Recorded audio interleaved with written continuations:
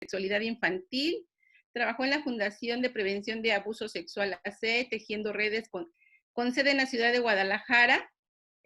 También tiene el diplomado en Prevención de Abuso Sexual. Y bueno, para ella la interdisciplinaridad es una herramienta muy importantísima que permite construir nuevas formas de abordar la salud sexual.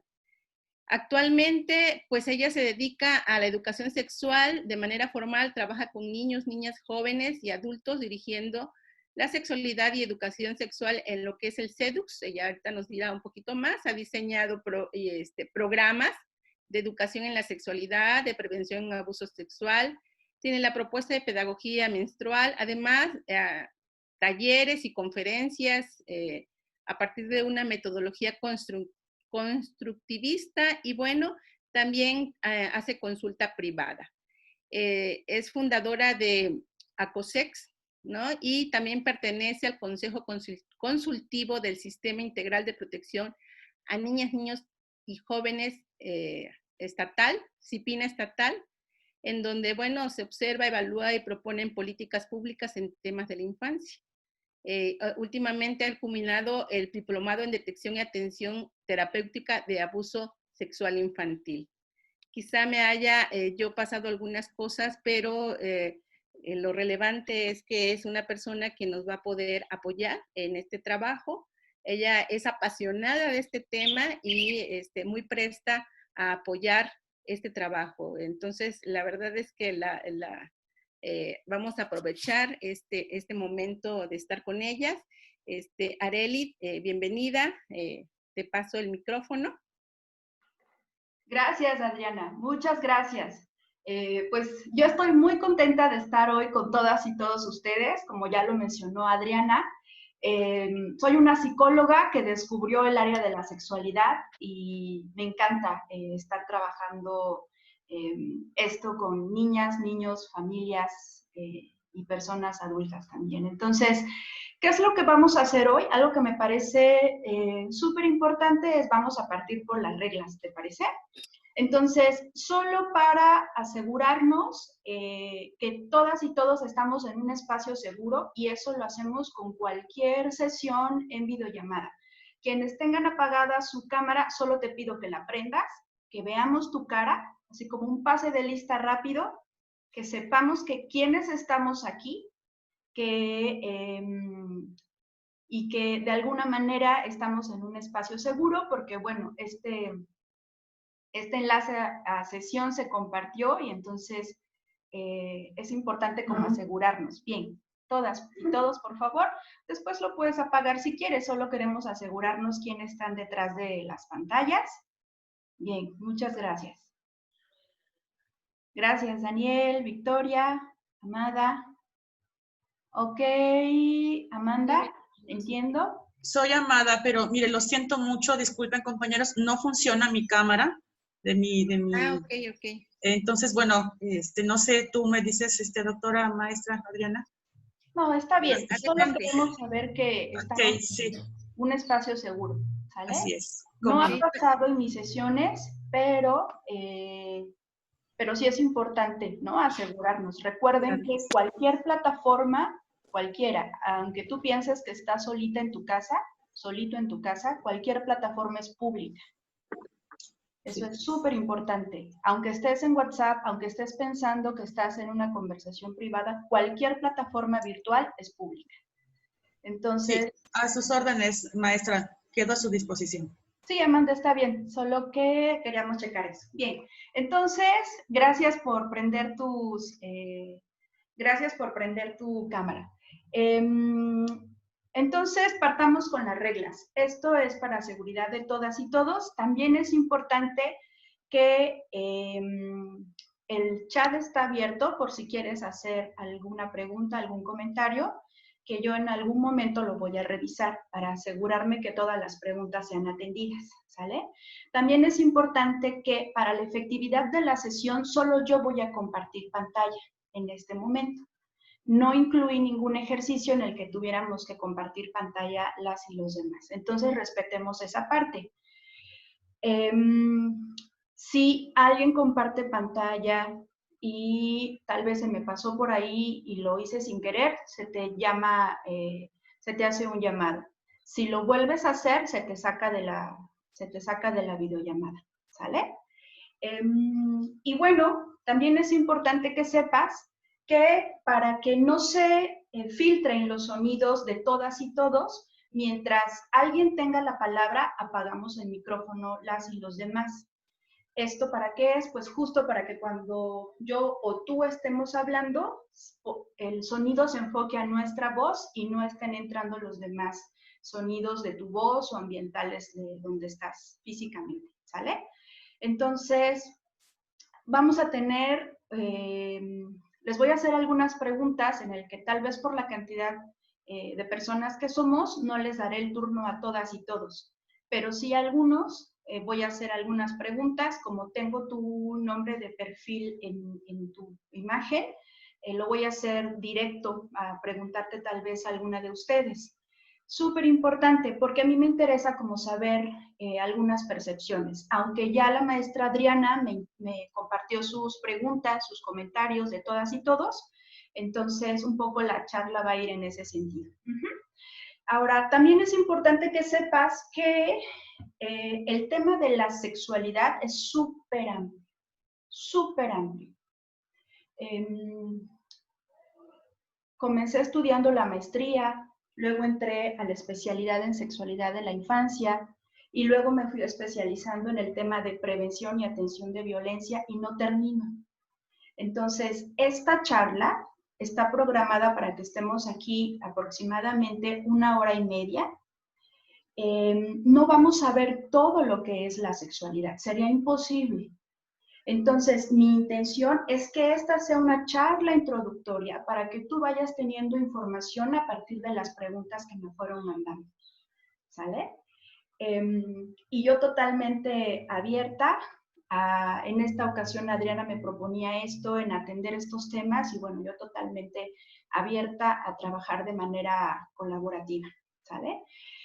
También es importante que sepas que esta sesión se está grabando.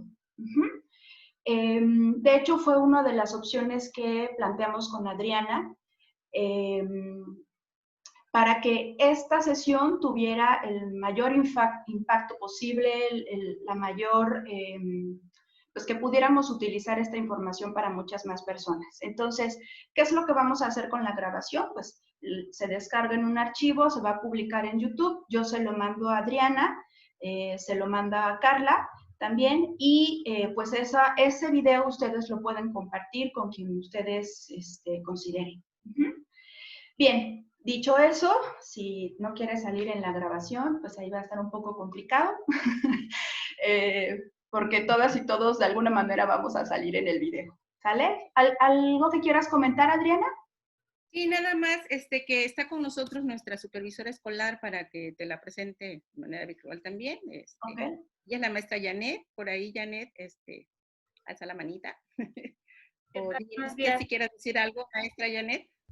No, pues nada, agradecerte a Eli la exposición y bueno, el apoyo que nos brindas para poder llevar a cabo esta sesión que ya era de inquietud de los compañeros desde hace ratito, ¿no? Muchas gracias. Gracias, Janet. Gracias por abrir este espacio también. Bueno, pues adelante, es tuyo el espacio, Arely. Gracias, Adriana. Bueno, pues creo que sería importante partir con las preguntas que ustedes me fueron mandando. Surgieron a mí como diferentes cuestionamientos, ¿no?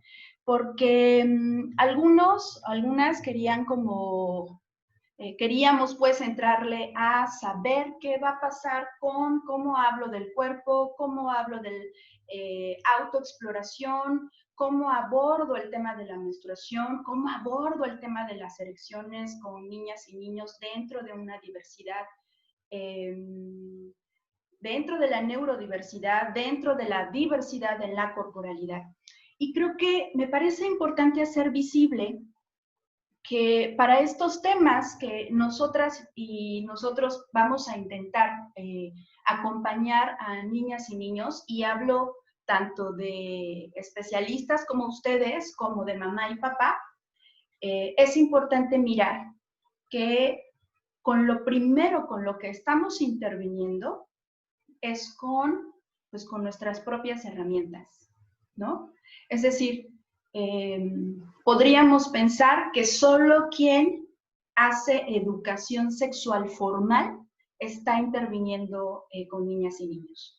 Solo quien conscientemente está armando una estrategia o está armando una situación o un proyecto o lo incorpora dentro de sus ambientes de aprendizaje, solo él o ella, hablemos de mamá, papá, hablemos de terapeuta, solo ellos están haciendo educación sexual.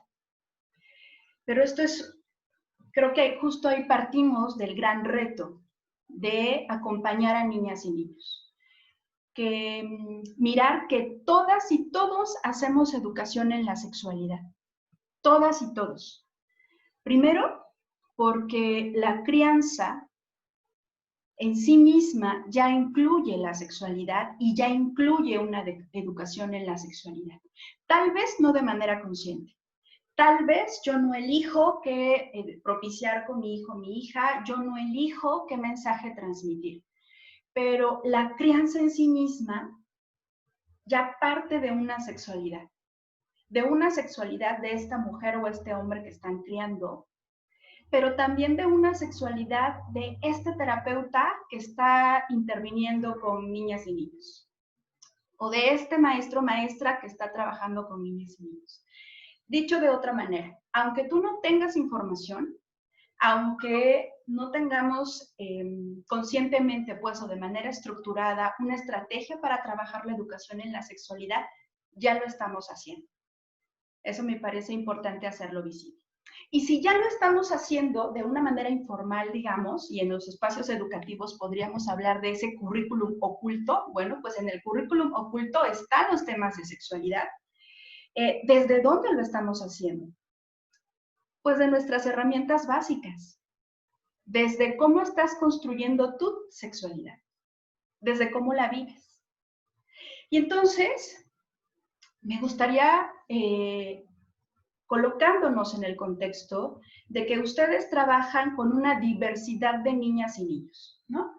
Niñas y niños que viven dentro de la condición del espectro autista, dentro de la diversidad corporal, de la diversidad funcional, dentro de ese contexto que es súper variado y súper diverso. Te voy a hacer algunas preguntas. Para ti, un poco intentando acercarnos a qué es, de dónde estamos partiendo todas y todos nosotros.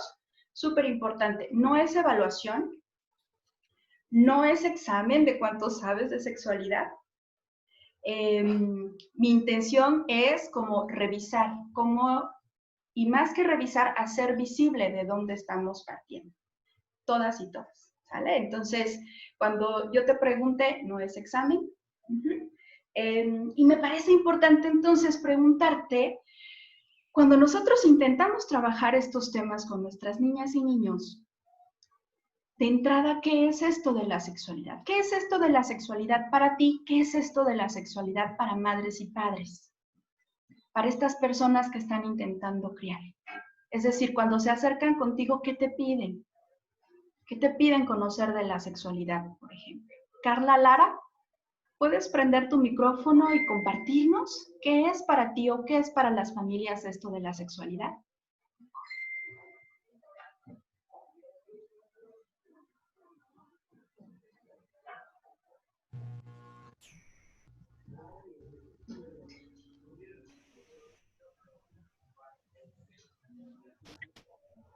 No te escuchamos, Carla.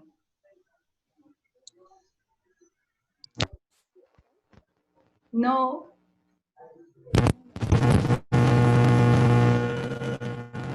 No te escuchamos. Oh, ok. Por cuestiones técnicas, ¿qué te parece si tomamos el turno de otra compañera? Gracias, Carla. Ana Felisa, ¿puedes prender tu micro y compartirnos?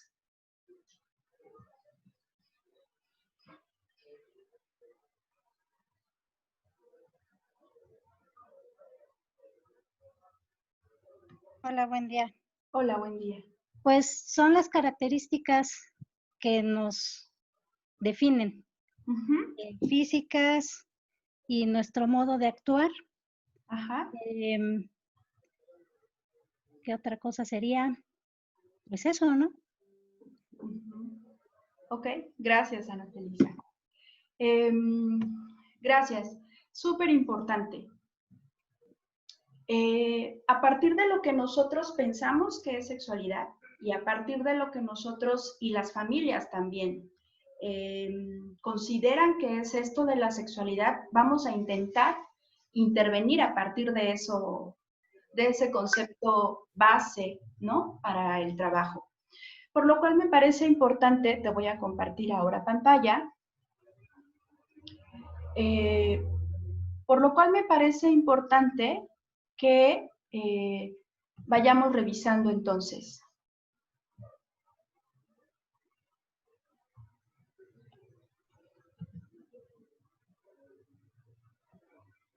Estos son los 4 elementos que me interesa revisar hoy con ustedes. Una revisión de paradigmas. ¿Qué es la sexualidad?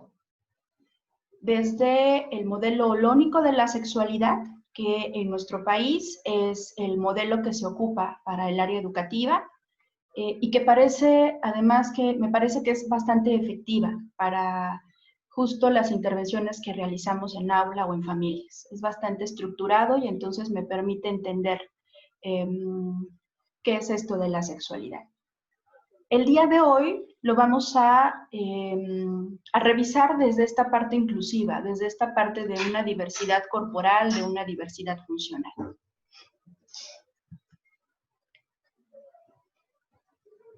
Y entonces yo te preguntaba, ¿no?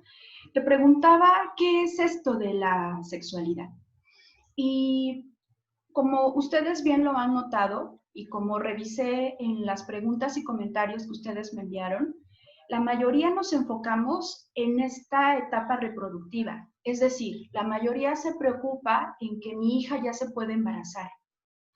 La mayoría se preocupa en que mi hijo ya está teniendo erecciones. Y a partir de la diversidad que viva dentro de su condición, no sé cómo voy a atender o no sé cómo voy a resolver el que esté viviendo erecciones.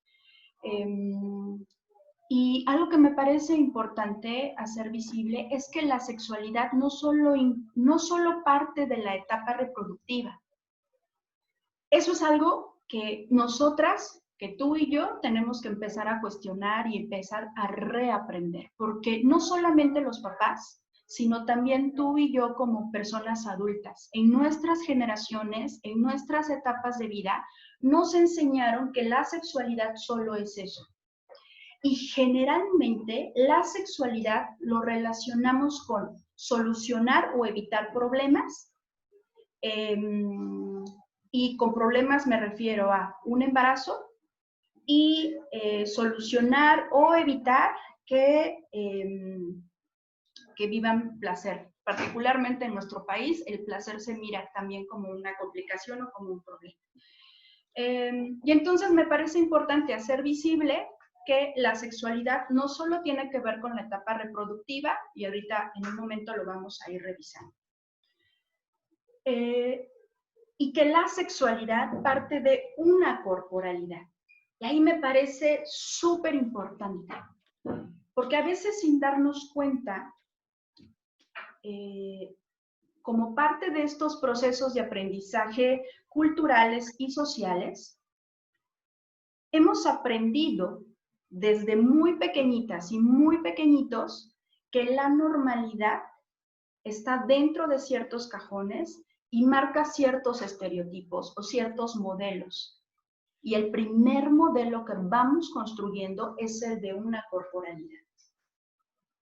Y entonces, todas y todos vamos aprendiendo que el cuerpo tiene 2 brazos, 2 manos, que el cuerpo tiene 2 piernas, que el cuerpo tiene, pero no solo en esta parte funcional, sino en este estereotipo también de belleza o en este estereotipo de lo que llamamos lo estético. Entonces, súper importante. Cuando yo veo entonces que este cuerpo no entra en ese cajón de estereotipo, pareciera que no sé cómo resolverlo. ¿Cómo lo hago?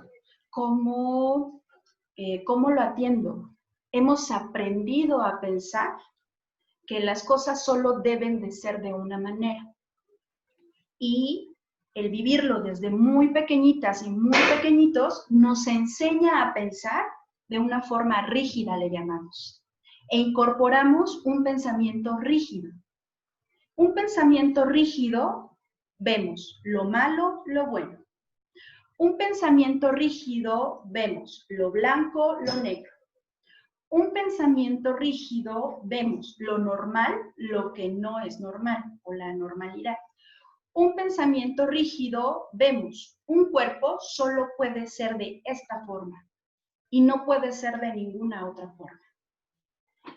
Para las educadoras y los educadores en sexualidad, para mamá y para papá, eso es súper complejo.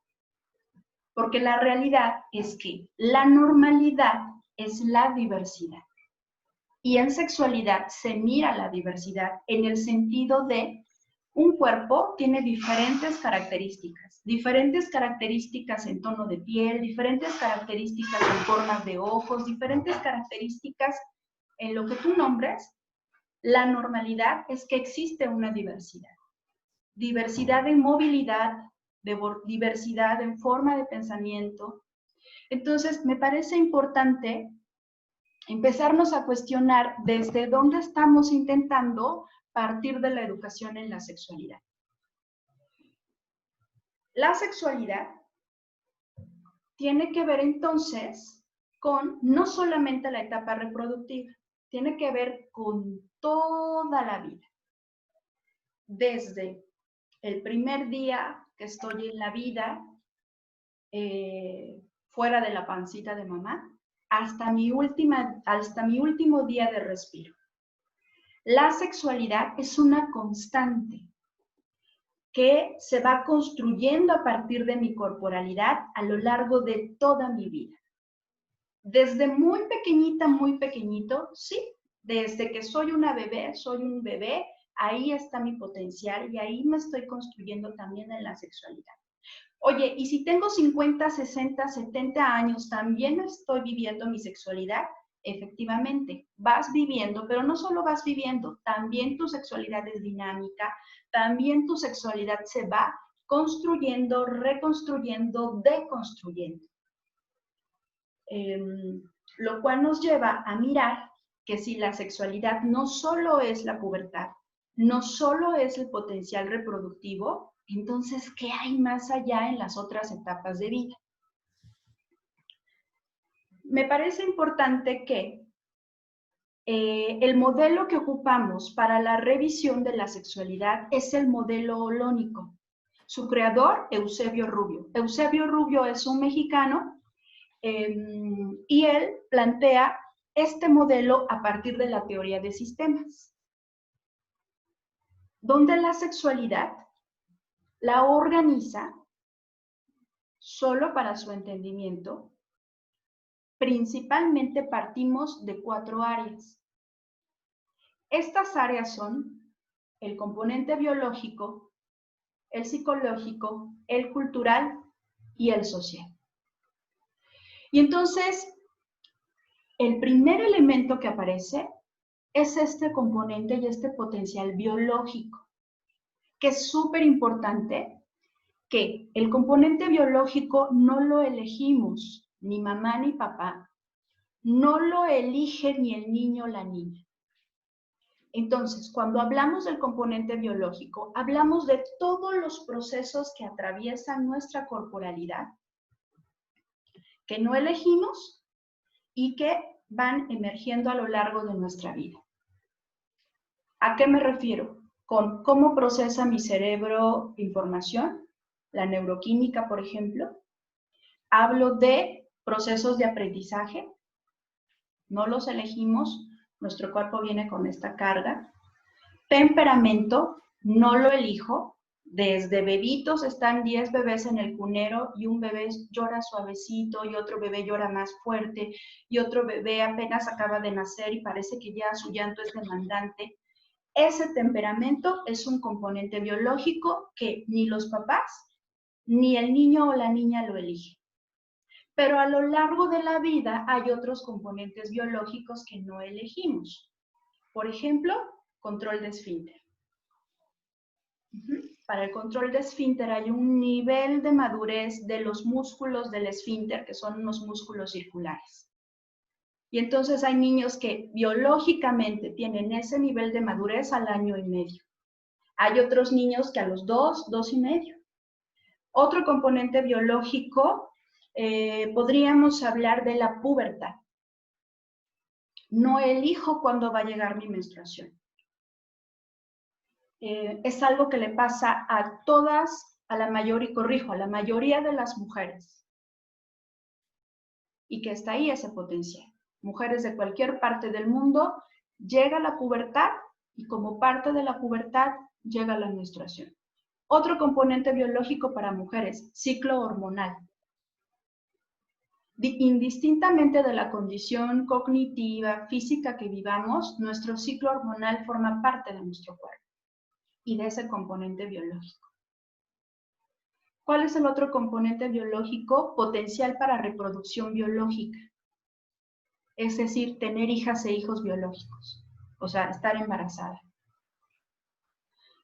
Para los niños, potencial biológico, erecciones. ¿Cuándo aparecen las erecciones? Las erecciones están presentes a lo largo de toda la vida, porque no tienen que ver con un elemento erótico o no tienen que ver únicamente con la respuesta sexual. Un bebé tiene erecciones. Un niño de 2 años tiene erecciones. Un niño de 4, de 5, de 6 años tiene erecciones. Y la erección de un niño de 4 años no tiene nada que ver a nivel cognitivo, a nivel de construcción de pensamiento, con la de uno de 9 o uno de 15 o un adulto de 30. Entonces, la base biológica de las erecciones es mi cuerpo está probando, mi cuerpo está funcionando de manera adecuada y entonces ante un estímulo mi cuerpo reacciona y hay una erección. Eso es un componente biológico. La atracción. La atracción es un elemento biológico. No eliges quién te gusta, pues. Solo te gusta. El enamoramiento es un componente biológico. ¿Por qué es un componente biológico el enamoramiento? Bueno, porque de entrada está presente alrededor de los 4 años de vida. Eduardo Calixto, que es un neurocientífico que ha trabajado esta área, es quien ha trabajado con este estudio, es un mexicano también, de hecho lo puedes encontrar en internet, y él hace visible que niños de 4 años se enamoran y que no tiene absolutamente nada que ver con un enamoramiento de 6, de 8, de 12, de 15 o de 30 años. El enamoramiento no eliges de quién te enamoras. El enamoramiento puede durar días, semanas, meses o años. Y como parte del enamoramiento hay una curva, ¿no?, estadística y que tiene que ver con la neuroquímica también, en el que alguien me interesa, vivo esta sensación de necesidad de verle, de hablarle, de jugar con él o con ella. Y luego el proceso neuroquímico va en descenso. Y entonces viene esto que nosotros social y culturalmente llamamos desenamoramiento o le damos otros nombres que ahorita lo vamos a revisar. Pero el enamoramiento como tal es un proceso biológico que no elegimos. Entonces, cuando hablamos de este componente biológico, hablamos de todas esas potencialidades que están ahí presentes. Pero como las personas no solo somos esta parte de biología, aparecen otros elementos. Pero súper importante. Yo te mencionaba hace rato que aún en lo biológico existe una diversidad. ¿Por qué? Porque aún en mi propio cuerpo, biológicamente, están estos factores en los que yo no intervengo, en los que yo no puedo controlar, y puede suceder en el que mi edad biológica es una con respecto a mis años cumplidos y mi edad madurativa es otra. Es decir, esta madurez cognitiva de estas habilidades de mi cerebro y que esta madurez que me ayuda a entender y procesar toda la información que viene del entorno. Aquí puedo, digamos, tener una edad madurativa de 5 años. Pero biológicamente mi cuerpo, mis ciclos hormonales y todo lo que tiene que ver con mi corporalidad, puedo tener 20 años. Entonces, la edad biológica es una y la edad madurativa es otra. Cuando hablamos de edad biológica es todo lo que tiene que ver con nuestro cuerpo. Entonces, incluye ciclo hormonal, por lo tanto incluye pubertad, incluye aparición biológica de tu respuesta sexual. Entonces, aunque madurativamente tengas una edad diferente. Y ahí viene como el gran reto para nosotras. Trabajar temas que corresponden a la edad biológica, empleando y adecuando estrategias y contenidos acordes a la edad madurativa. ¿Me explico? Entonces, si necesito trabajar menstruación, su edad biológica tal vez tiene 9 años y tal vez ya se acerca su periodo menstrual. ¿Por qué? Porque su mamá menstruó a los 10. No es regla, pero sí es un referente. Como su mamá menstruó a los 10 años y esta niña tiene 9, necesito empezar a trabajar qué va a pasar con la menstruación. Entonces, necesito investigar qué tiene que aprender. Necesita aprender a colocarse una toalla. Necesita aprender a bañarse. Necesita aprender a relacionarse con su fluido menstrual porque su potencial sensorial muy probablemente le va a dificultar relacionarse con el fluido, con los aromas o con los cólicos menstruales. Entonces, previo a, necesito identificar qué necesito trabajar, qué contenidos de alguna manera y con estrategias acordes a su edad. Tiene 5 años, esa es su edad madurativa, aunque biológicamente ya tiene 9. Entonces, tomo estrategias para 5 años con esta información que va hacia la pubertad. Ese es el componente biológico.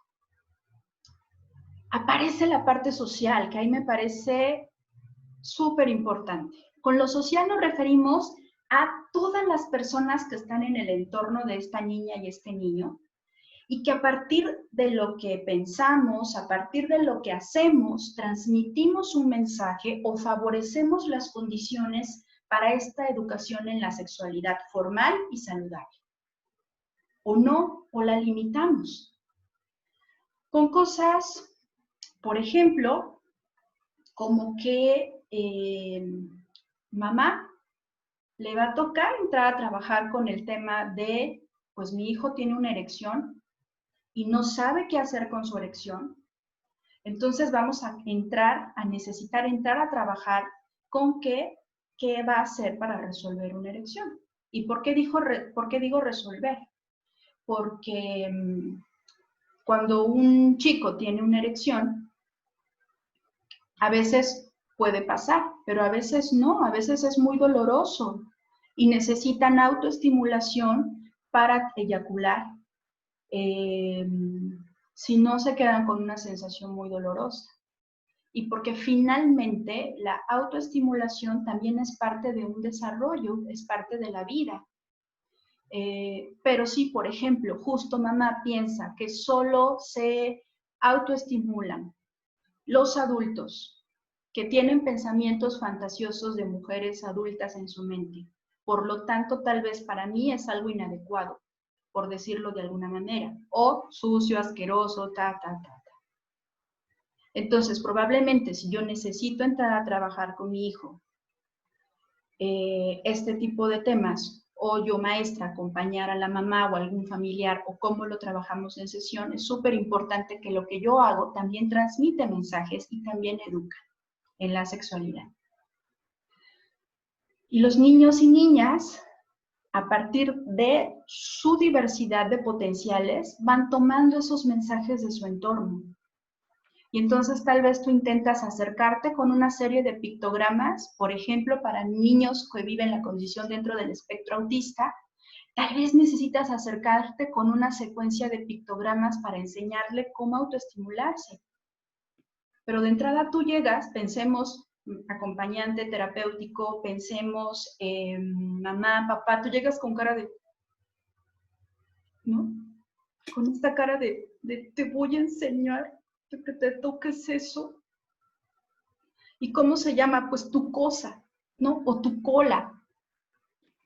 Entonces, todo esto que hacemos, tal vez sin la intención, todos estos mensajes también le transmiten. Y entonces, él está mirando tu lenguaje corporal, aunque hayas elegido una imagen neutral, no hipersexualizada, linda para su trabajo, pero te está mirando a ti. Y entonces recuerda que tiene más impacto el aprendizaje a través del cuerpo que lo que hablamos o los materiales. Entonces también de ahí aprenden nuestras niñas y nuestros niños. O niñas también que estamos intentando trabajar la menstruación y le decimos, es que tu flujo no es sucio, no es desagradable, vas a tener que, y está viendo mi cara, ¿no?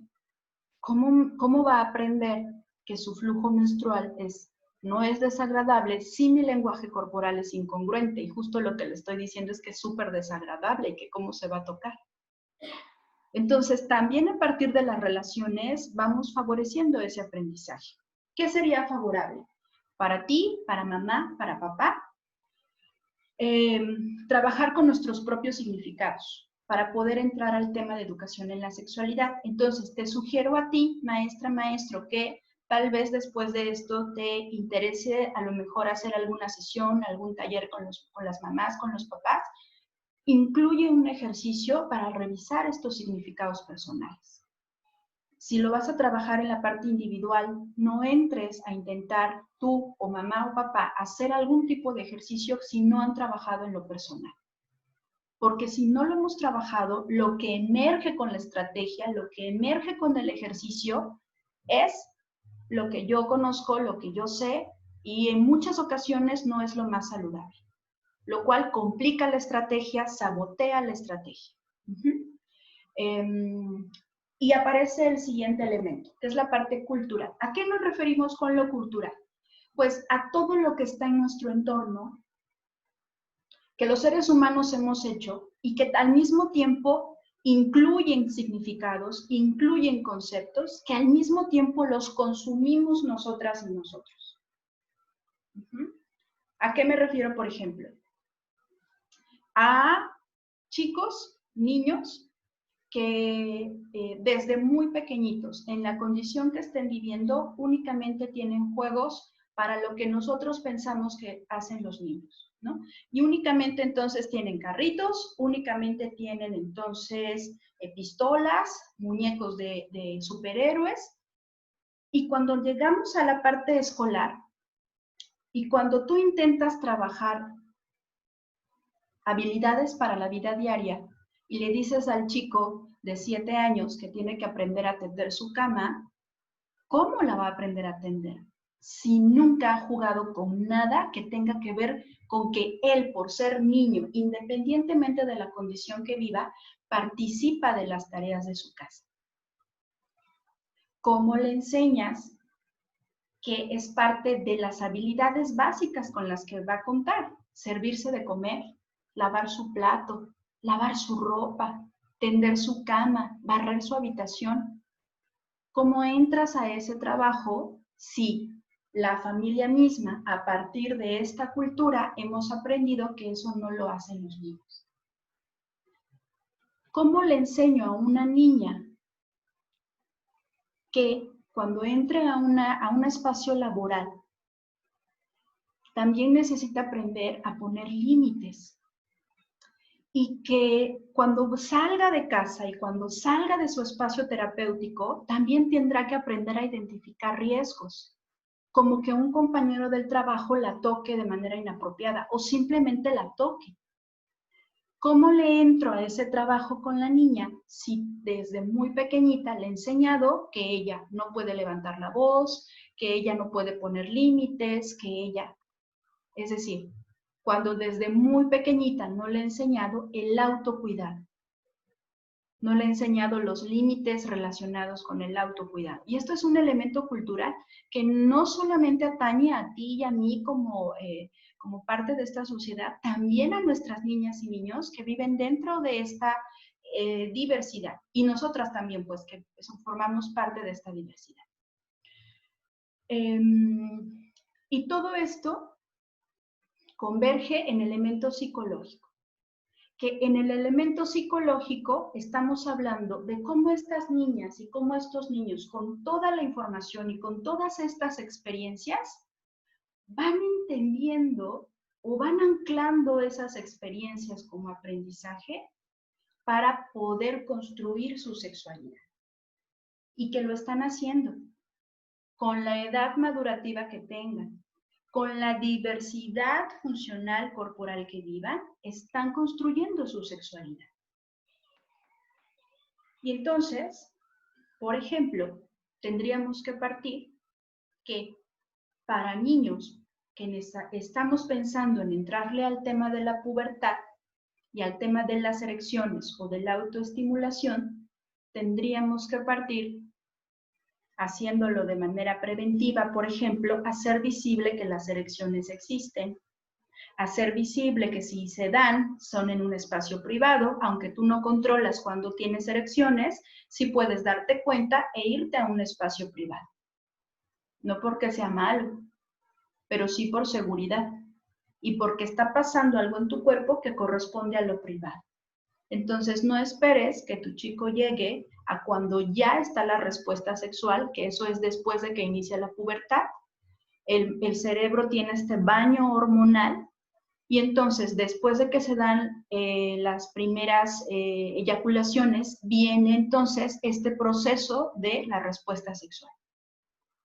Entonces, no esperemos a la respuesta sexual, sino tenemos que entrarle a trabajar todos estos contenidos, todas estas aprendizajes que se van a ir enlazando para poder trabajar esa parte. Ahora, si tu chico ya está teniendo erecciones y ya necesitas enseñarle cómo es esto de la autoestimulación, segmentemos. No entres a la parte de cómo estimularte o cómo autoerotizarte. Tenemos que ir separando por dónde empezamos, como cualquier proceso de aprendizaje, de lo menos a lo más. Entonces, la menstruación. La menstruación tiene que ver con reconocer que estoy cambiando, no cuando ya estoy menstruando, no cuando ya tengo pechos, cuando ya tengo vello. Estoy cambiando toda mi vida. Y particularmente la pubertad, que en niñas comienza a los 8 años promedio y en niños a los 9, tendríamos que empezar desde los 8 a hacer visible que ya está tu botón mamario, a hacer visible que está cambiando tu pecho, porque 2 o 3 años después va a venir la menstruación. Ahora, si ya tu chica está pronta a menstruar o ya está menstruando, lo mismo. Partamos de irla llevando hasta a este aprendizaje. Cada condición es diferente. Niñas y niños que viven dentro del espectro autista necesitan ciertas estrategias. Y así, cada condición necesita como ajustes de estrategias.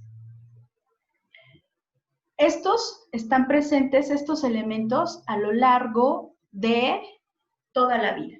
No es lo único que forma parte de la sexualidad, pero hago una pausa aquí para saber si tienen dudas, si tienen preguntas, si alguien quiere hacer un comentario. Abre tu micro y me lo haces saber.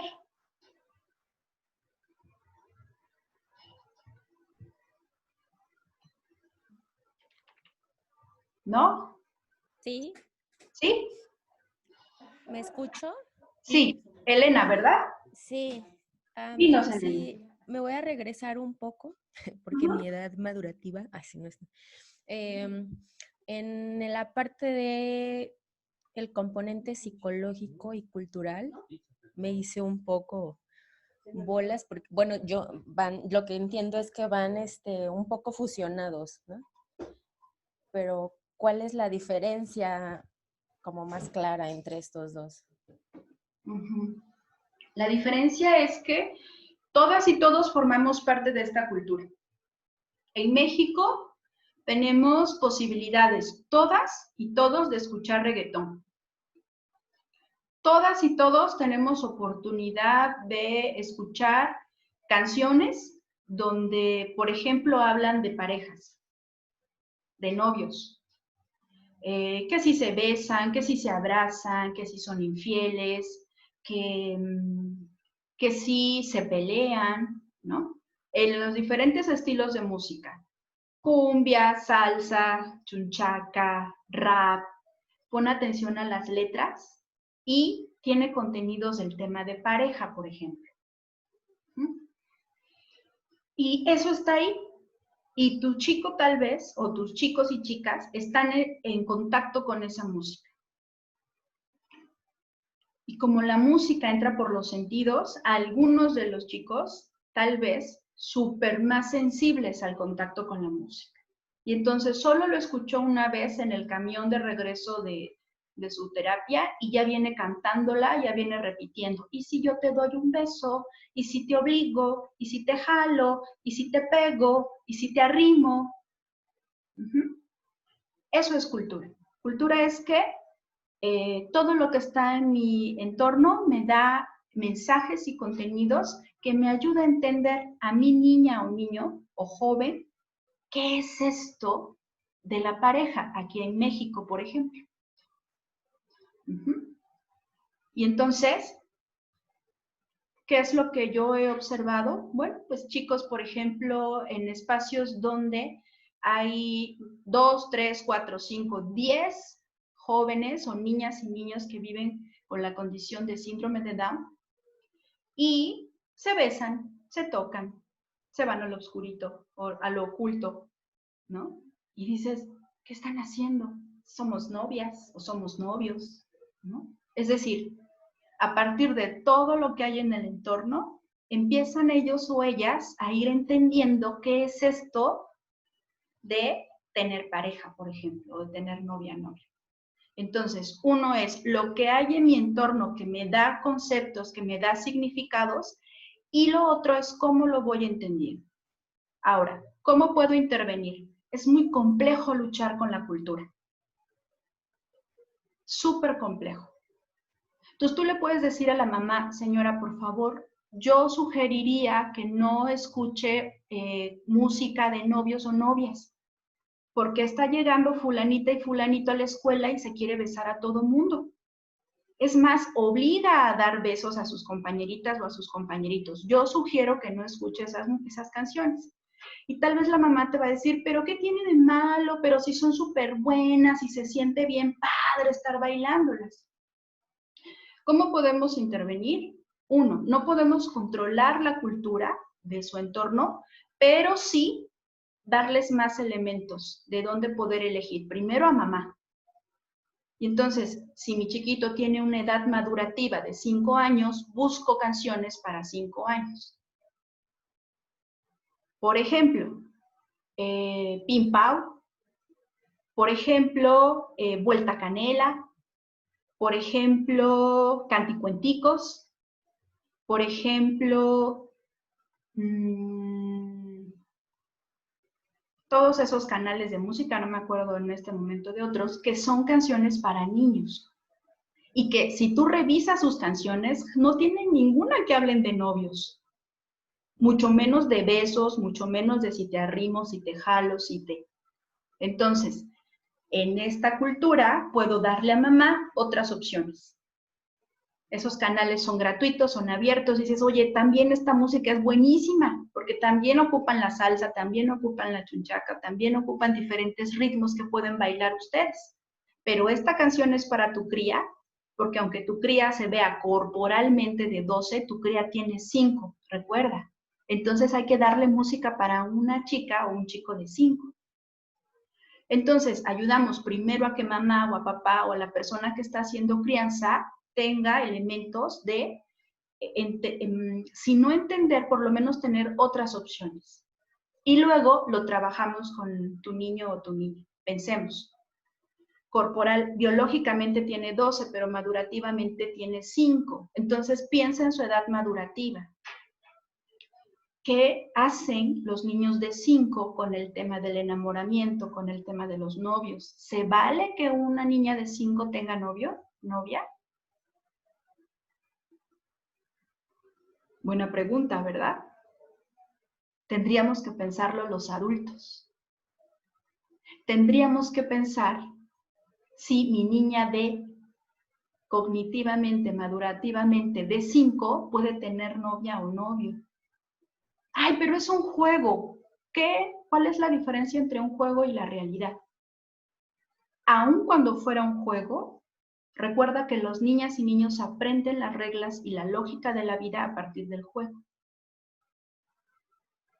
Por seguridad, yo pensaría que las niñas de 5 o los niños de 5 no tienen novias y novios. Pero eso lo pienso yo adulto. Pero recordemos que mi niña tiene 12 años biológicamente, entonces ella ya está pasando de la pubertad y está entrando a la adolescencia. Entonces, muy probablemente, biológicamente ya está ahí el potencial de su respuesta sexual. Entonces ya está sintiendo atracción por una persona. ¡Ah! O sea, ¿cómo? Tiene 5 años madurativamente, pero su cuerpo ya o ya está menstruando o ya va a menstruar y a lo mejor ya siente atracción por una persona, probablemente.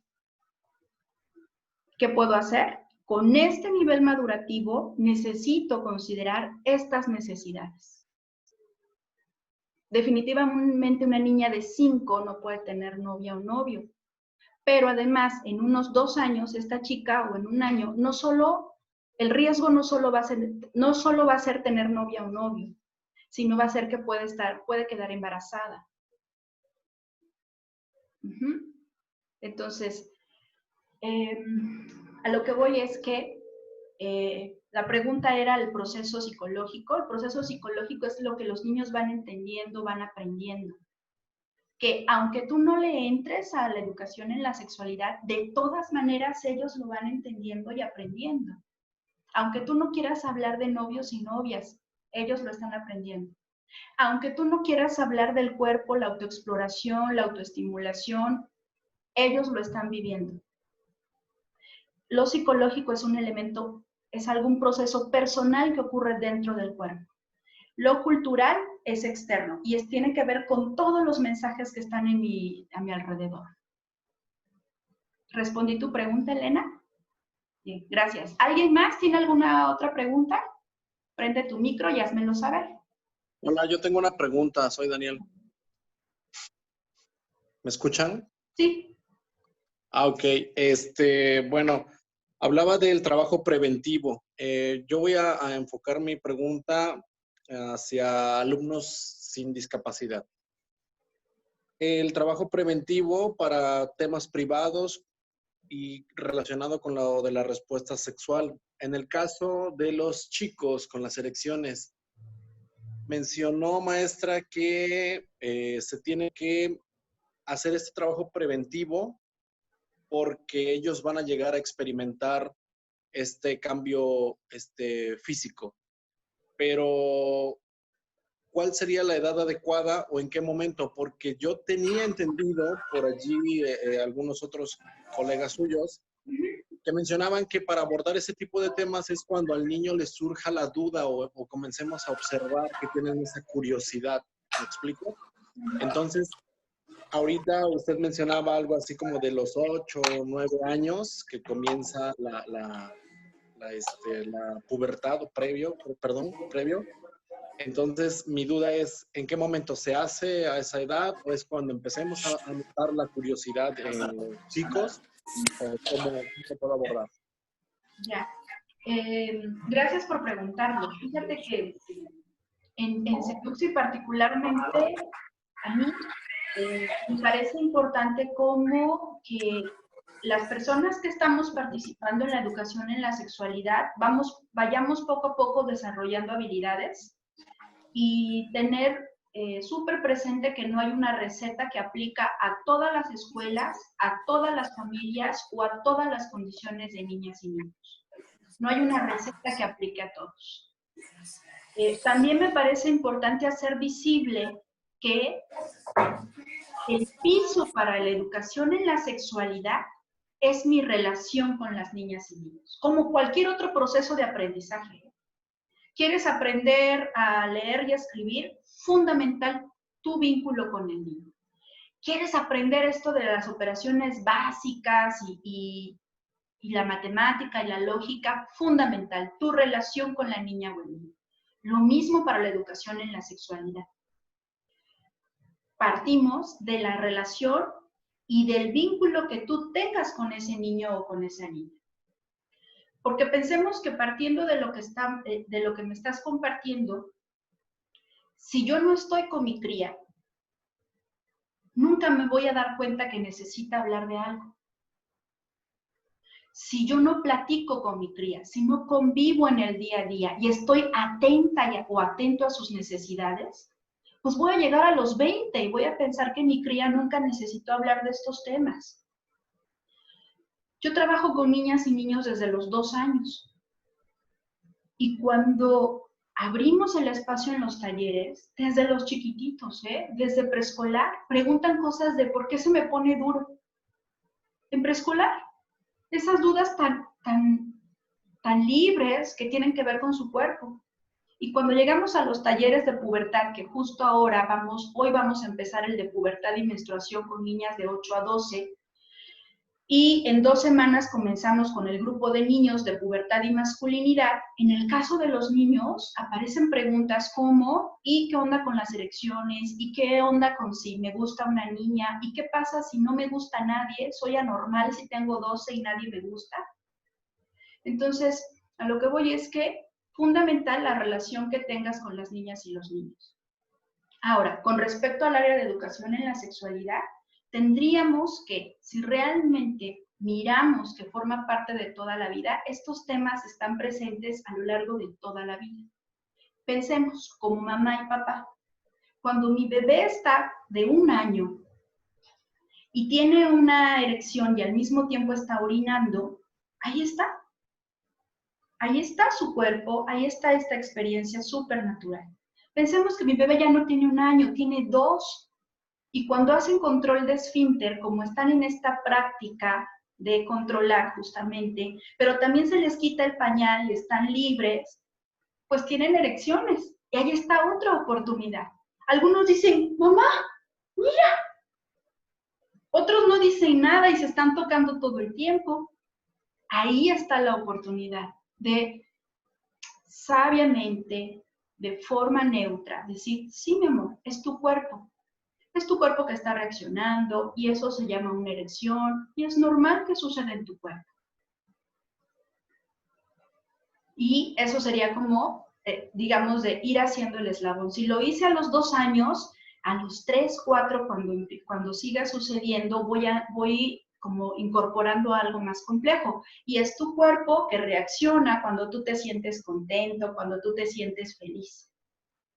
Y entonces cuando llego a los 8, voy rescatando todo eso que yo he hecho a lo largo de toda su vida, no como un contenido, en el caso de mamás, papás, sino eso que vivo en el día a día porque estoy con él o con ella, porque me estoy relacionando, porque veo el cuerpo como algo natural, algo saludable, algo que hay que cuidar y amar.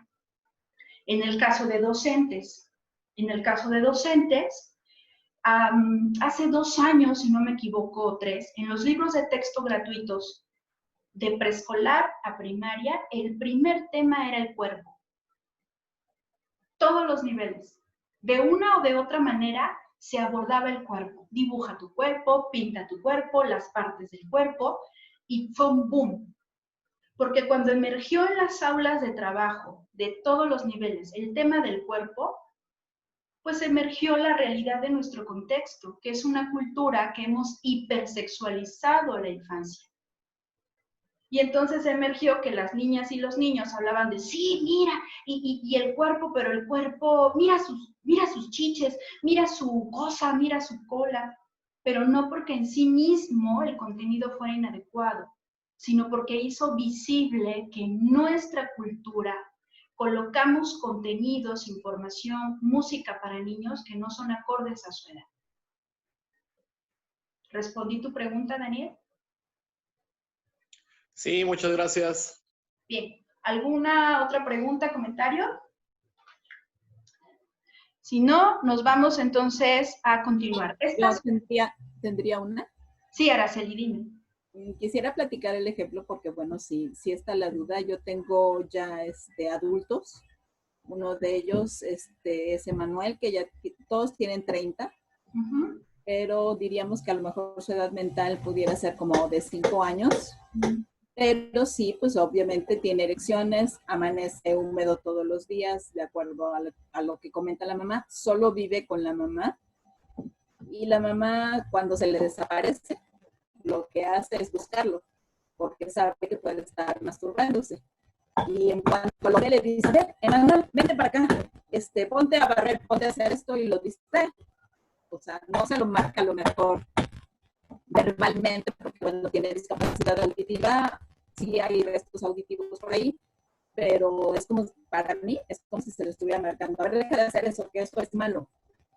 Mi indicación, ahorita en la semana pasada fue eso, que cuando lo presente finalmente debiera tratar de enseñarle que a lo mejor no lo, bueno, lo que acabas de comentar, que no lo haga en la parte pública, porque bueno, ya ahorita que conoce su casa veo que donde se supone que se masturba es en el garage, y el garage está abierto hacia la calle. Entonces, bueno, a lo mejor ahí el trabajo le dije a la mamá era no marcarle que no debe de hacerlo, sino que, bueno, que su cuerpo, que lo puede tocar, que puede hacerlo, pero a lo mejor en el baño, a lo mejor en su recámara, donde no lo vean. No sé qué tan apropiado está, porque finalmente siento que no tengo todas las herramientas como para poder orientar a la mamá. La mamá viene de otro tipo de educación. Y sí, pues se lo marca como que no lo haga, ¿no? Entonces, no sé, ahí sí fue una de mis preguntas. Yo mandé esa pregunta que, bueno, en el caso de discapacidad auditiva, ¿cómo manejar este tema de la sexualidad? Y obviamente un chico con discapacidad auditiva de 30 años, ¿cómo trabajar la sexualidad? ¿Cómo abordarlo? Claro. Este tema puede generarnos un reto a quienes estamos entrando al tema de educación en la sexualidad. Porque siguiendo la misma lógica que les he planteado para nuestra charla, partimos a partir de lo que nosotros construimos y pensamos, en este caso particular, con respecto al placer, por ejemplo. Entonces, me parece importante hacer visible que en México hemos colocado al placer, no en nuestro cuerpo como algo saludable, natural, lo hemos sacado de nuestro cuerpo y lo colocamos en lo sucio, en lo perverso, partiendo de, por ejemplo, para un hombre, que los hombres solo tienen placer con fantasías. Pero en esta cultura hemos colocado a las fantasías en la perversión. Sí. Entonces, claro que si para mí que un hombre toque su pene es sucio, es asqueroso, y bueno, no puedo perder de vista que si su hijo tiene 30, ¿qué edad tiene ella? Entonces, ella, muy probablemente, como parte de su vida, su sexualidad se construyó como pilar a partir de lo sucio, de lo perverso, de lo que no se puede tocar. Y definitivamente el placer no es una posibilidad como parte de nuestra vida. Entonces, me parece importante también hacer visible que existe un estudio, lo publicaron, y bueno, está en un libro que se llama El sexo está en tu cerebro, y habla de las personas más longevas de todo el mundo. Hay 5 variables presentes que construyen una calidad de vida para esas personas más longevas, que no solo son longevas, o sea, no solo tienen muchísimos años, 90, 100, ciento y tantos años, sino tienen calidad de vida. ¿Y cuál creen que es una de las variables? Una de las 5 variables presentes en esas personas.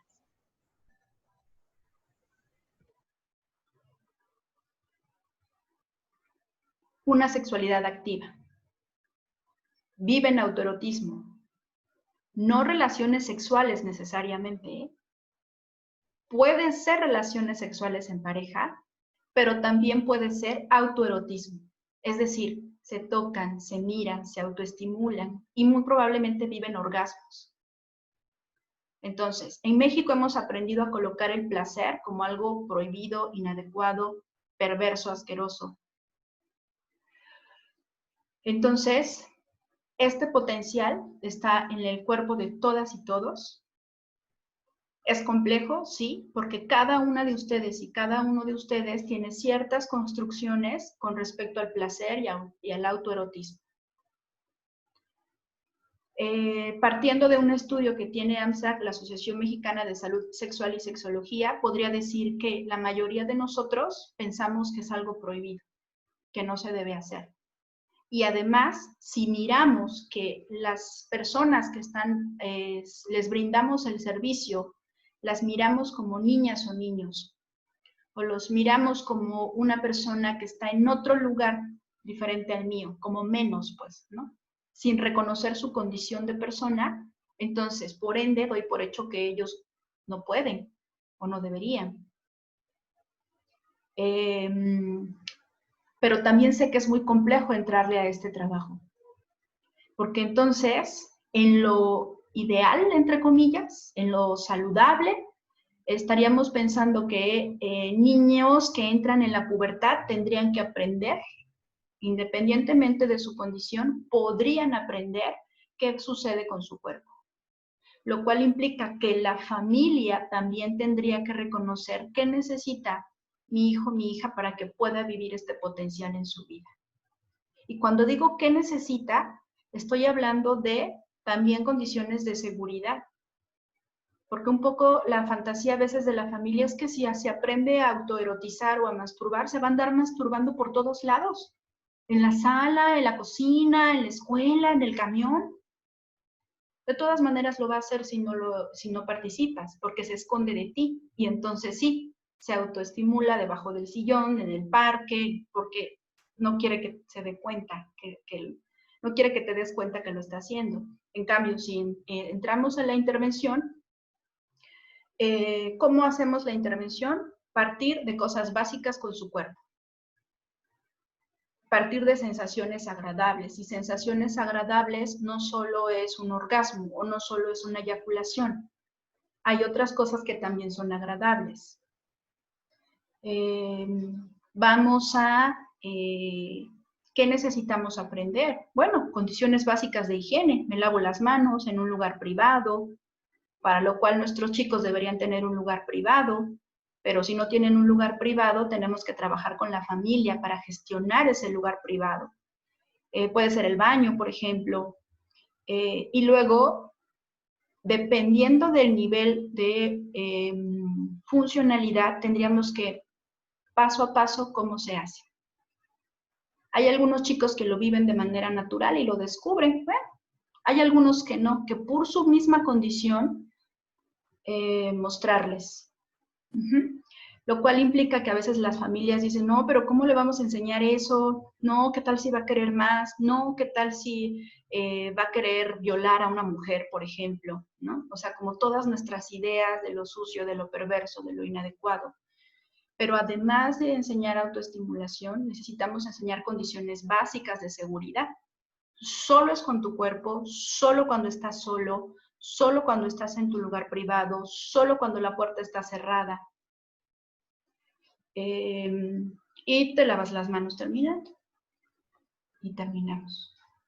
Entonces, eso en las condiciones idóneas. Tendríamos que trabajar previo con la familia, tendríamos que desmitificar con la familia todos estos significados, todos estos aprendizajes y tendríamos que adecuar estrategias para estos chicos. Gracias, Araceli. ¿Respondí tu pregunta? Que justo esto que le compartí a Araceli aplica para, por ejemplo, la condición del espectro autista, que por las características de la condición, para algunos chicos es complicado vivir esta parte de la autoestimulación. por lo cual también probablemente lo que compartí para este ejemplo en particular que nos comparte Araceli también podría aplicar para chicos que viven esta condición. Algo muy importante, el autoestimulación es algo que está presente a lo largo de toda la vida. ¿Por qué? Porque nuestro cuerpo tiene terminaciones nerviosas. Entonces, hay partes de tu cuerpo que tienen más terminaciones nerviosas que el resto. ¿Como cuál? Como tus labios, como tu vulva o tu pene y tus pies. Por lo tanto, entonces, si tiene más terminaciones nerviosas, si tocas acá, se siente de una manera. Pero si tocas acá, se siente de otra. Porque hay 8 veces más terminaciones nerviosas. Entonces, dicho de otra manera, sientes más. El estímulo es mayor, al menos en la parte de la percepción. Cada condición tiene características distintas con respecto al procesamiento de información o con respecto a cómo procesa el sistema nervioso. Lo que yo he observado es que, bueno, partamos de cuando tú encuentras algo que es agradable, alguna parte del cuerpo, algún movimiento, y estoy hablando desde tocarte el codo hasta tocarte el hombro, hasta estar tocando tu boca con tu dedo. Cuando tú encuentras algo agradable, pues, ¿lo evitas o lo repites? Dependiendo, ¿verdad? Si estamos parados en esta parte de culpa, decimos, ay, me gusta tocarme mi boca, ¿qué estoy haciendo? Ya no lo voy a hacer. Ay, me encantan tocarme mis pies. Ay, ¿qué estoy haciendo? Cochina o cochino yo que me gustan mis pies. No, no lo voy a hacer. Pero generalmente lo repito. Porque es una sensación agradable. Cuando repito una sensación agradable, estoy estimulando endorfinas, estoy estimulando una serie de sustancias en mi cuerpo, que me hace saber que esto es rico, que me hace saber que esto es agradable. Cuando yo vivo sensaciones agradables y cada vez más agradables y más agradables, placenteras, pues, me gustaría preguntarte, ¿tú cómo te sientes después de una experiencia sumamente placentera? Y estoy hablando desde cuando te comes ese mole de jico delicioso chupándote todos tus deditos, hasta cuando te comes esa rebanada de pastel de 3 leches o de pastel de 5 chocolates y te acabas la rebanada y dices, no inventes, qué rico pastel. Hasta cuando tocas tu cuerpo, te estimulas y vives un orgasmo. El orgasmo no solo es por una relación sexual, por un coito o por autoestimulación. ¿Han escuchado la frase, con este pastel casi me orgasmeo? ¿Con este helado casi me orgasmeo? Claro, es tu cuerpo viviendo placer. ¿Cómo te sientes después de una experiencia sumamente placentera? ¿Estresada? ¿Angustiado? ¿Te duele la cabeza? Y si te pasa, tenemos que trabajar en terapia. Después de una experiencia placentera, por la descarga de endorfinas, por la descarga de placer, te sientes relajada, relajado y dices, no inventes, este pastel de chocolate estuvo buenísimo. Y hasta te ves así, ¿no? No inventes, este helado estaba. Es decir, tu cuerpo literal se ve que fue placentero.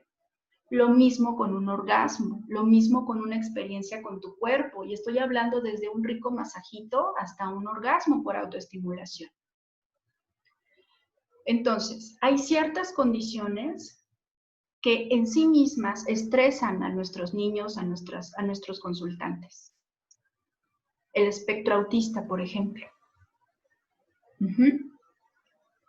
Hay ciertas condiciones que por las condiciones familiares, por las condiciones del entorno, son sumamente estresantes para nuestras niñas, niños, para nuestras personitas.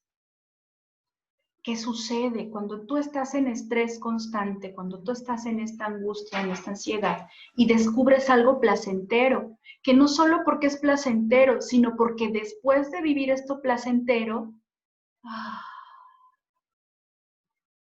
dicho de otra manera, a veces hay niñas, niños y personitas que descubren esta parte del placer como una forma de resolver lo que están viviendo.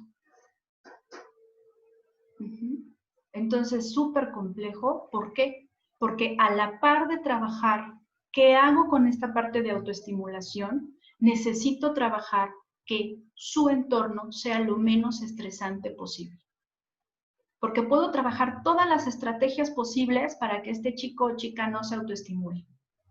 Pero si su entorno sigue siendo altamente estresante, es lo que él literal o ella literal tienen a la mano para resolver el estrés. Como no puedo resolverlo del entorno, no lo puedo quitar, no lo puedo resolver, pues lo hago con mi cuerpo. Y esto me hace sentir relajado, relajada, y esto me hace bajar esta sensación de ansiedad y esto. Entonces, en mi experiencia, lo que he trabajado es trabajar en la medida de lo posible, desarrollando habilidades con mamá, desarrollando habilidades con papá o con la familia que acompaña en la crianza, construyendo una red de apoyo para esta familia, para que en la medida de lo posible la familia, la persona que está criando y esta personita vivan menos estrés. A la par de trabajar qué onda con esto de autoestimulación o autoerotismo con mis niñas y niños. Y este tema con el que acabo de compartirte, algunos lo fueron preguntando en diferentes condiciones, pero bueno, espero que esto haya atendido a todas y todos. Y el tiempo se nos está acabando. Y entonces, antes de ir cerrando, Adriana, me gustaría pues preguntarle a alguno si hay alguna duda, algo en particular que no hayamos atendido y que en estos últimos minutos podamos atender para que lo dejemos trabajado, pues. Prende tu micro si hay algo que no te haya quedado claro, prende tu micro si hay algún tema, duda que no hayamos abordado y que es ahora o nunca. Pues mira, no sé si algún compañero lo vaya a decir, pero una de las inquietudes iba con este derecho a la sexualidad que tienen las niñas más bien, o las jovencitas que muchos padres han querido que sean operadas para no tener bebés, ¿no? Y bueno, por las condiciones que presentan de una discapacidad pues bastante comprometida, ¿no? Hay casos que se han mencionado con anterioridad. Ese es uno de los puntos que creo que estaría bajo el derecho de los niños, niñas y jóvenes, ¿no? Que podemos comentar. Gracias por recordarme, Adriana. Sí lo tenía como pendiente, pero gracias. Es algo en la que, al igual que en otros temas, estamos construyendo como nuevas formas de mirar. Y cuando hablo de nuevas formas de mirarlo, es que ahora no solo con las personitas con las que trabajamos, sino con niñas y niños y con mujeres y con migrantes, intentamos entrar desde una perspectiva en derechos humanos. Y que esta perspectiva en derechos humanos atiende a generar las condiciones de menos violencia para todas y todos. En que implica reconocer la condición de persona. En el que implica partir de que probablemente para las mamás, para los papás o para las personas que están haciendo crianza y acompañando a estas niñas y estos niños, es importante reconocer esta condición de persona. Pero no solo tiene que ver con esta posibilidad del placer, sino también con el acompañarles a reconocer que esta personita con estas características que tiene, necesitamos que sea lo más autónoma y autónomo posible. Y sé que desde ahí es un reto, ¿no? Es un reto en el sentido de en ocasiones las familias damos por hecho que por su condición siempre va a depender de mí. O ni siquiera me lo cuestiono y hago todo lo necesario sin darme cuenta para que eternamente dependa de mí. Pero resulta que mis chicos tienen 30 años ya, por ejemplo. O mis jóvenes tienen 12, tienen 15. Lo complejo es que en la mente de mamá, papá, su bebé sigue siendo bebé, ese bebé que nació con esa condición. O ese bebé o esa personita que nació con esa característica y no crece aquí, y no crece aquí. Entonces me parece importante entrarle a trabajar con las familias, el reconocer la condición de persona de sus hijas y sus hijos y acompañarles a que crezcan aquí y aquí. Montessori tiene una estrategia que es la línea de vida. Y la línea de vida es una línea de fotos donde acompañamos a las familias a mirar. No es igual. Tal vez madurativamente tiene 5, pero físicamente hay que mirar y estamos avanzando en habilidades y estamos teniendo estos logros. ¿De qué hablo? De acompañar a las familias a que reconozcan o vayan aprendiendo a reconocer esta condición de persona de sus hijas y sus hijos. Es decir, no puedo entrar de lleno con el tema del placer, no puedo entrar de lleno con el tema de este potencial. Trabajo el reconocimiento y acompañar a las familias a lo largo de la vida. Y luego incluyo que así como tu hija o tu hijo van cambiando de necesidades. Y así como hace 2 años trabajamos el que se pudiera alimentar por sí mismo, ya sea comer o ya sea prepararse algo por sí misma o por sí mismo, ahora vamos a trabajar esta parte del placer, esta parte de la sexualidad por sí misma, por sí mismo. Existe un marco de derechos para las personas dentro de la diversidad. Tendría toda otra charla para hablar de estos derechos. Aunque me parece importante como hacer visible desde dónde lo estamos mirando, porque, por ejemplo, no hablamos de la posibilidad de que nuestros chicos embaracen a una mujer, hablamos de que las mujeres se embaracen, ¿no? Cuando tendríamos que estar trabajando las dos partes, que los chicos también vivan una sexualidad saludable en donde también estemos seguras o seguros de que tampoco van a embarazar a una compañera de su misma condición o de otra condición. Y también a las chicas. Es decir, para algunas familias también decimos, bueno, es que la operamos o le damos algún medicamento que sí existe para que nunca se embarace, ¿no? Lo complejo, yo estuve trabajando dentro de una clínica donde teníamos personitas de diferentes condiciones. Y entonces a mí me llamaba la atención cómo químicamente no podían embarazarse las chicas, pero no les hablaban a las niñas, ni de su cuerpo, ni de su sexualidad, ni del placer, mucho menos que aunque no se embaracen, puede venir una persona y tocarlas. Que aunque no se embaracen, puede venir una persona y penetrarlas, abusar de ellas, pues. Entonces, a veces con toda la intención, y entiendo que desde lo que la familia piensa que es lo mejor, vemos que el problema es que mi chica se embarace. Y no veo que puedo atender el tema desde otras miradas y desde otras posibilidades. Como hablar de esta posibilidad de embarazo desde la pubertad, como hablar del autocuidado, pero también de los límites, como hablar de que dependiendo de la condición, dependiendo de la edad madurativa, que sí puedo vivir. Pensemos que mi chica tiene 5 años de edad madurativa, pero biológicamente tiene 20. Entonces mi chica en algún momento le va a interesar los besos, porque a los 5 años hay juegos sexuales y porque a los 20 años biológicamente ya está una respuesta sexual. Entonces, me parece que entiendo que las familias quisieran como resolver este problema con no se embarace, pero va más allá de ahí. Entonces, a mí me parece importante también acompañar a las familias a mirar que el problema no solo es un embarazo, sino el problema también son experiencias no elegidas, no deseadas, pero también la necesidad es límites y autocuidado, que no solo lo trabajan nuestras chicas, también la familia. ¿Por qué una niña o por qué una jovencita tendría temor de embarazarse? Si está siempre conmigo, si por su condición mi hija nunca se va a separar de mí, entonces no siento seguro mi espacio.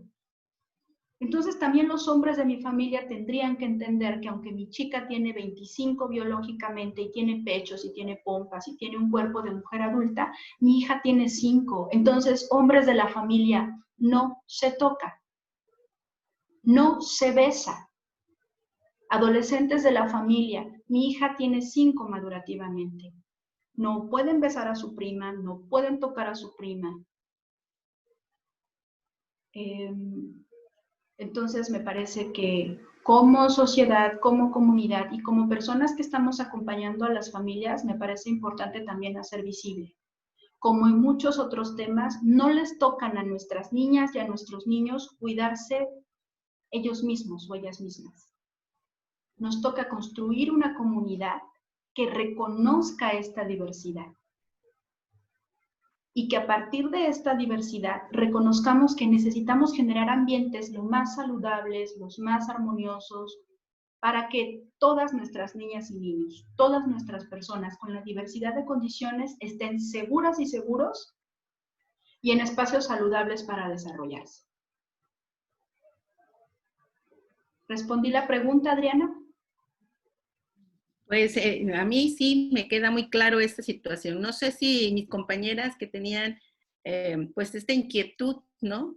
Esto es porque, bueno, ya tú has retomado muchos puntos importantes, ¿no? Que tiene que ver con partiendo del cuánto yo me conozco, cómo manejo yo mi sexualidad como formador dentro de un servicio educativo, ¿no? Tiene que ver también cuánto conozco a mis alumnas, a mis alumnos, qué vinculación o relación establezco con ellos y con su familia, ¿no? Porque a partir de ahí voy a tener la confianza, la forma de comunicarme mejor con ellos, en poder acompañarlos, como decías propiamente, ¿no? Poder dar respuestas pues a situaciones complejas, como es todo esto del tema de la sexualidad. Y creo que Eli tenía una pregunta, ¿verdad, Eli? Sí, hola. Solo en concreto, ¿es un delito que la familia decida operar a la chica o no es un delito? Híjole, Eli, es un tema súper complejo, porque en un marco de derechos no podemos intervenir en el cuerpo de una niña o un niño. Nuestra responsabilidad como adultos es asegurarnos que todos sus derechos estén resguardados, partiendo de la lógica que en la medida que todos sus derechos estén atendidos, no tendría que ver esto como una problemática. No sé si me explico. En la medida en que haya educación en la sexualidad, en la medida en que mi hija o hijo estén en un ambiente seguro, en la medida en que en la escuela también tengan protocolos de cuidado, y atención para los temas de sexualidad con mis hijas, mis hijos o los alumnos, no tendríamos estas problemáticas. Entonces, partiendo de un marco de derechos y en esta normatividad, no tendría por qué existir esta problemática si todas y todos hacemos lo que nos toca. Pero no podemos perder de vista que la Ley 573 para el Estado de Veracruz, que incluye a niñas y niños en esta diversidad de condiciones, tiene 2 años de estar vigente en nuestro estado y que nuestro país como tal está en pañales, digamos, en la construcción de estos nuevos paradigmas. Lo que yo he observado es que hay familias que es complejo, ¿no? Hay familias en las que,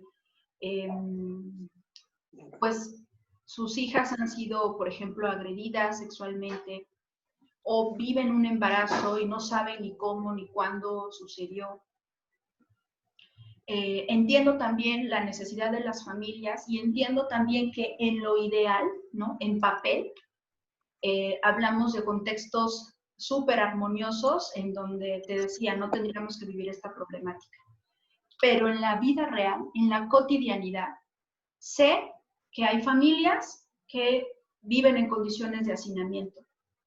Sé que hay familias en las que tienen que dejar a sus crías con esta diversidad de condiciones en otras casas, en otros espacios. Entonces sé que las familias nos enfrentamos a un gran reto para atender y resolver todas estas necesidades. Concretamente hay personas que lo hacen, aunque no estaríamos dentro de un marco de derechos, no estaríamos atendiendo la condición de persona de mi hija y de mi hijo. Y sí hay, digamos, consecuencias, porque estaríamos transgrediendo un derecho de elegir sobre el cuerpo, pero al mismo tiempo, lo que sé es que tiene mucho que ver también con las condiciones de la personita, su nivel de funcionalidad, su edad madurativa. Entonces, es todo un tema. En otros países, por ejemplo, existen los asistentes sexuales, que un asistente sexual trabaja paralelo del terapeuta, de la sexóloga o el sexólogo, y el asistente sexual hace esto.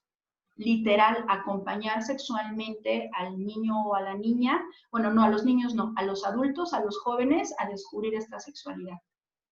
En México no, ni si esa figura no existe, pero son profesionales con formación y demás. Entonces, lo que te puedo compartir, Eli, es que sí hay un marco normativo que resguarda esta condición para niñas y niños, aunque el papel en ley está muy bien planteado, ¿no? Estaría genial que todas las niñas y niños tuvieran las mejores condiciones, pero seguramente ustedes también viven que en la realidad y en lo cotidiano es súper complejo construir estos nuevos espacios. Me quedaría entonces como estamos en un proceso de construcción de estos espacios seguros, construcción de profesionales como tú, en la que tú también estás aprendiendo a mirar a niños y niñas de manera diferente, aprendiendo a mirar la sexualidad de manera diferente, y que ahora tú, con un poco más de información, acompañarás a madres y padres también a entrarle a estos nuevos paradigmas para construir espacios más saludables, más armoniosos para niñas y niños. Bueno, con esto cerramos, Adriana. No sé si quieras comentar algo más, si no, por mi parte, con esto cerraríamos la sesión. Pues sí, con relación a la inquietud nuevamente de este punto último que se toca, ¿no? ¿Cómo decir que es un delito? Bueno, si te baja la ley, pues es un delito, ¿verdad? Pero si entiendes la relación, vuelvo nuevamente a todo lo que mencionaste del conocimiento del alumno, de la alumna, de los padres de familia, ¿no? Es muy complejo, ¿no? Porque ellos, los padres de familia, se pondrán en un papel de que con esto ayudo a mi hija a que si le pasara algo, ¿no? Entonces, son temas muy, muy complejos que necesitaría uno más tiempo con relación a profundizar más en ellos, quizá, ¿no? Pero yo creo que lo importante de aquí es, ya lo dijiste nuevamente, es crear redes, ¿no? Redes de apoyo con los padres y entre los padres de familia, solicitando apoyos externos, como podría ser en tu caso, ¿no? El tuyo. En México se están, bien lo has dicho, muchas cosas siguen siendo tabú. No hay muchos elementos quizá de donde jalar. Sin embargo, iniciaste con algo que hay que partir de nosotros mismos. Entonces, pues hay que ir construyendo en la medida en que uno vaya leyendo, vaya profundizando más sobre el tema, vaya creando y diseñando estrategias que favorezcan. Esto va a partir de conocer el contexto, lo que a mí me pueda funcionar quizá a ti no. Y pero bueno, el intercambiar experiencia también entre compañeros ayuda mucho, ¿no? Y pues yo te agradezco mucho tu participación. No sé, ahora sí, algún otro compañero si quiere comentar o algo más, o la maestra Yanel en este caso, pero bueno, agradezco tu participación, Arely, grandemente. Yo tengo una duda. ¿Sí, Daniel? Bueno, lo voy a hablar de manera particular con mis alumnos. Tengo 2 alumnos, la contextualizo. Tengo estos alumnos entre los 20 y 31 años, oscilan entre esa edad.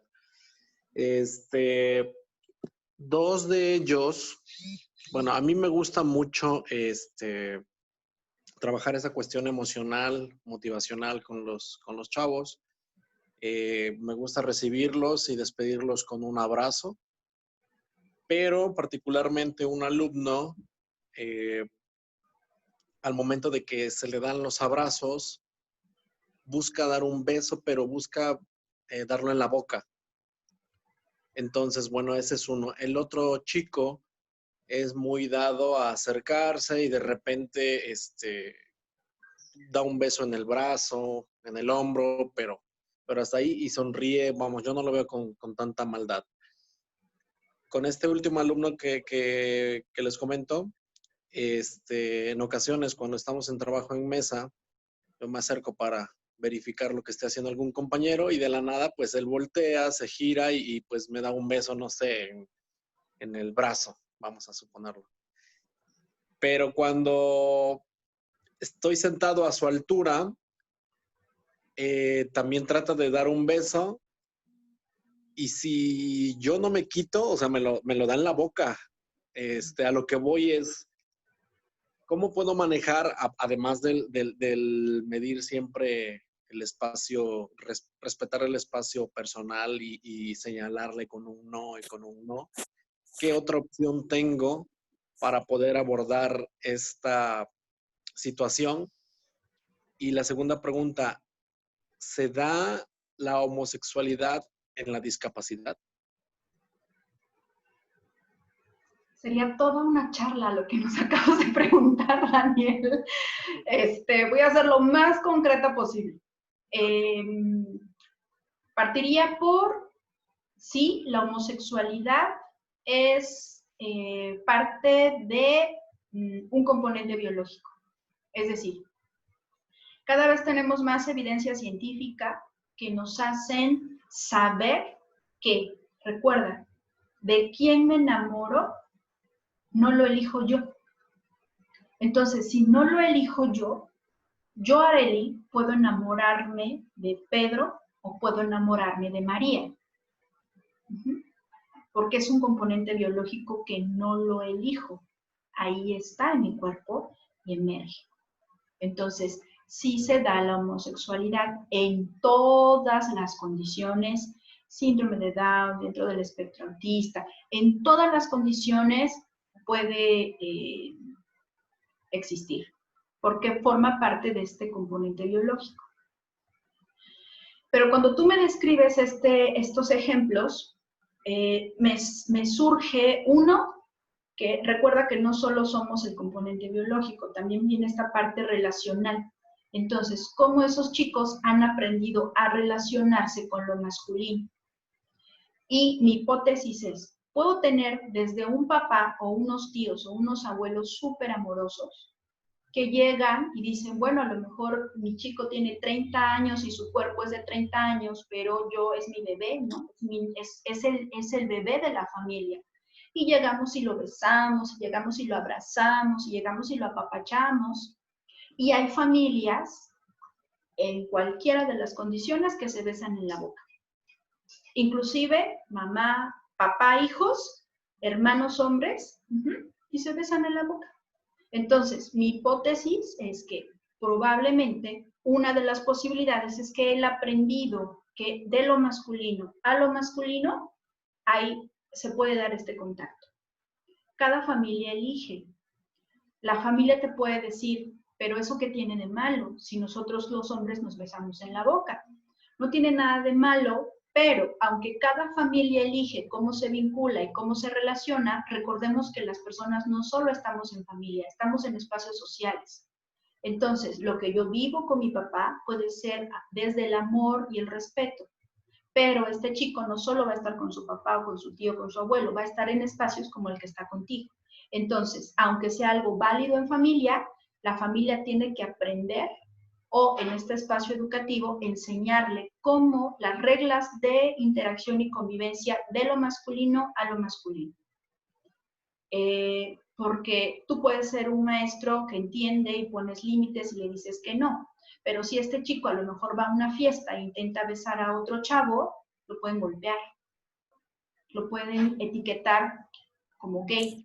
Y a partir de eso, la homofobia es impresionante en nuestros entornos sociales. Entonces, por seguridad de este chico, le entramos a enseñarle habilidades para la convivencia de lo masculino a lo masculino. ¿Cómo lo trabajamos? Con muñecos. Ya sea, aquí yo ocupo muñecos sexuados, que si observas no están hipersexualizados, no tienen músculos, no tienen armadura, no tienen... son neutros, por eso les llamamos muñecos sexuados. Y tienen pene, y tienen pezones, y tienen ano, y tienen pompas. Entonces, uno, o con muñecos le enseño, o yo mismo con mi cuerpo le digo, esto no, alto, o también sé, otra estrategia, Daniel, y para todas las y los demás, el semáforo. En mi cuerpo hay cosas que yo elijo. Y entonces yo, Daniel, pongo en verde lo que sí se vale tocar, abrazar, apapachar. Y entonces yo digo que sí me puedes tocar mi cabeza, verde. Puedes ponerle una fichita de color, puedes pintarlo, puedes poner una paletilla y lo pones en verde. Manos, sí se vale que toques mis manos, verde. Pero no se vale que me toques mi boca, ni con besos, ni con tu mano, ni... No porque sea malo, sino porque yo, Daniel, como tu maestro y como cualquier otra persona, decido qué pasa con mi cuerpo. Y te pongo límites al mismo tiempo. Entonces, a mí no me gusta. Entonces, no besas mi boca.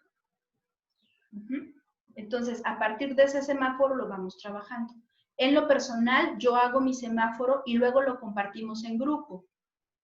A ver, ¿cuál es tu semáforo, fulanito? No, pues yo le puse verde a todo porque me gusta que me abracen, que me apapachen, que me llenen de besos. ¿Ok? Pero para eso hay reglas básicas. Hay zonas que no se vale, que son las zonas privadas, que son pene, pompa sano, pecho en el caso de las mujeres. Y claro, esta estrategia se ajusta a tu contexto. Si ves que quiere besar a todos en la boca, en este lugar la boca también es privada. En este lugar no se vale. Solo va a funcionar si lo trabajas a la par con la familia, para que esté en congruencia. Pero también es importante que te mencione, Daniel, que otra hipótesis por la edad de tus chicos es encuentros sexuales. Entonces, los juegos sexuales están presentes en la infancia. Un juego sexual es exploratorio. ¿A qué me refiero? A niños de 5 años con otro niño de 5 años y dicen, ¿cómo será darse un beso? No sé, ¿tú lo probamos? Ay, pues no se siente tan bien. Yo no sé por qué los adultos se andan dando besos, no se siente tan bien. Eso es un juego sexual. Misma edad madurativa. Ojo, misma edad madurativa. Eso es un juego sexual. Pero también pueden aparecer abusos sexuales. Donde si él tiene 5 años, para él puede ser un juego sexual, pero para la otra persona no. Porque puede ser un adulto sin ninguna condición, un adulto con toda la intención de, o un compañero o compañera. Entonces, no doy por hecho que sea un tema de abuso, pero tampoco puedo perder de vista la posibilidad que toca entrarle a trabajar con el tema, con las estrategias que te estoy compartiendo. ¿Te sirve, Daniel? Sí, muchas gracias. Bien. Ahora sí, Adriana, se nos acabó el tiempo. Uy, pues esta última estrategia yo creo que está fabulosa para todos los compañeros que nos están escuchando. Las dos estrategias muy buenas, ¿no? Bien dicho, para trabajar en conjunto con padres de familia. No, pues yo te agradezco muchísimo, Arely, el que hayas compartido este tiempo, este espacio, estos conocimientos, ¿no? Que nos hayas dado la oportunidad de poder participar. Quizá algunos sí se quedarán con las ganas de preguntar, ¿no? Por los tiempos ya no es posible, pero bueno, mi agradecimiento y reconocimiento a tu trabajo, a tu labor, y esperemos que pueda haber otro espacio contigo si así se requiere. Por ahí hay dos temas que bien dijiste, requieren mucho de esto. Esto de la homosexualidad, también era parte de lo que te preguntamos y se nos pasó un poquito, qué bueno que lo fue tocado, ¿no? Ahorita, esas hipótesis que manejas, bueno, cada quien escuchó y sabrá identificar, ¿verdad?, las situaciones de sus alumnos. Pues muchas gracias. A ti, gracias a todas y a todos. Yo les pediría que en cuanto esté listo el video, se los comparto, revísenlo cuantas veces necesiten, compártalo y estamos en contacto todas y todos. ¿Vale? Muchas gracias a todos. Gracias. A todos, Gracias. compañeros. Gracias. Estuvieron presentes. Muchas gracias. Gracias.